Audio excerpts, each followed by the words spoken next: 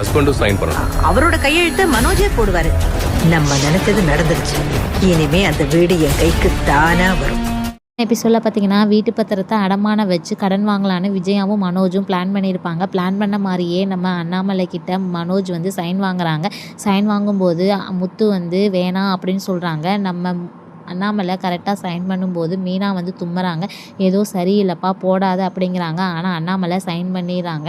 அண்ணாமலை சைனை நம்ம மனோஜ் வந்து போட்டு பார்க்குறாங்க. போட்டு போட்ட பேப்பரை தூக்கி போடும்போது நம்ம முத்துக்கிட்ட போய் விழுந்துடுது. முத்து ஃபோன் பேசிக்கிட்டே அந்த பேப்பரை வந்து கவனிக்காமல் டஸ்ட்பினில் வந்து போட்டுடுறாங்க. மீனா அதை எடுத்துக்கொண்டு போய் வெளியிலையும் கொட்டிட்டு வந்துடுறாங்க.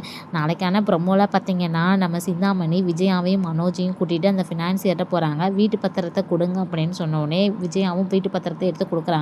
இந்த பத்திரத்தில் கையெழுத்து போடுங்க அப்படின்னு சொன்னோடனே விஜயா கையெழுத்து போட்டுறாங்க. இதில் உங்கள் கையெழுத்து மட்டும் இல்லை, உங்கள் வீட்டுக்கார் கையெழுத்து வேணும்னு சொன்னோடனே சிந்தாமணி உடனே மனோஜ் தான் அவங்க கையெழுத்தை போடுவாங்க அப்படின்னு சொன்னோடனே மனோஜ் அண்ணாமலை கையெழுத்தை போட்டு கொடுத்துட்றாங்க.